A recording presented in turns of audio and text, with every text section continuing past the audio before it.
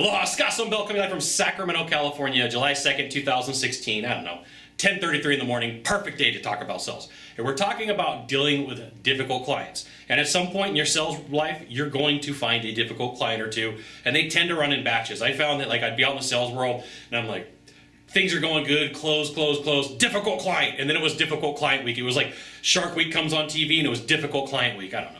Sometimes it would happen that way, sometimes it didn't. But just know that a lot of times it does happen in a batch, okay? So as you go through the process, we've talked about asking questions to find out what's going on in their mind, what would solve this problem.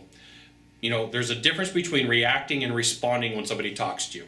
When somebody says, hey, I really want this, if you react, your vocal pitch changes, your body language gets animated. If you respond, it's just like I'm having a conversation with you right now.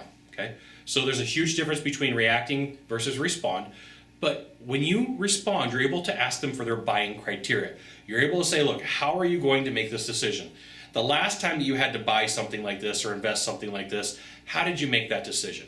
How did you figure out what you were going to do? How did you decide? And then you have their program for how they want to buy. Right? They might tell you, I talked to 10 people, I put all their pieces of information on a paper, then I put it in a matrix, and then I decided from there. Okay? So if that's me, and I'm the salesperson in that, my job is to fulfill every portion of this matrix as possible. So I'm going to have to ask questions, okay? So when you put this matrix together, how is it going to be designed? What pieces of information do you need to decide that I'm the right guy for you? To say, hey, Scott's going to stick in the game and take care of me. And a lot of times they'll tell you because in their mind it helps clarify what's going on. But weak salespeople tend to I'm out of here. You're a difficult person. I got to go. I can't deal with this. Right? Your job now is to take their lunch money, just like it's my job to take their lunch money. So ask really good questions and find out what their buying criteria is. Hey, the last time you made this buying choice and you bought something like this, how did you do it? What was your process? What are you looking for? What do you want? What do you not want? Why would you? Why wouldn't you?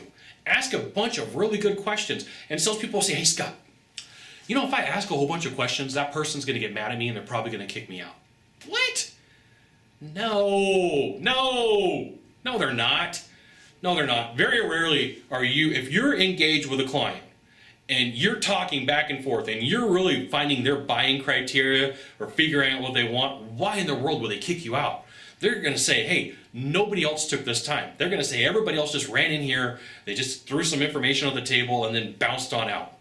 Well, my whole point was, if that's what they're going to do to you before they get the business, what are they going to do after? Right? I would throw that guy to the fishes. I would say, hey, look, that group of guys, if all they want to do is come in and slap some numbers on the table for you, what are they going to do for you in a case of an emergency? They're trying to get your business now. And if this is how they're going to act now, how are they going to act later? But if you don't stick in the game, how are you going to be able to use that concept? How are you going to be able to talk to the person? So ask great questions, talk to them, find out, get in their world, get their buying criteria, respond, don't react, okay? Now, if you could do a small favor for me, in the box down below, leave a comment, question, or story. That'd be fantastic. To the right or to the left, there's a subscribe button. You know what you got to do. You got to subscribe. And then you can send it out to all your friends via StumbleUpon, Facebook, Twitter, Google+. Why not even LinkedIn? Sylvan Bell. We'll see you soon. Thanks for watching. Aloha.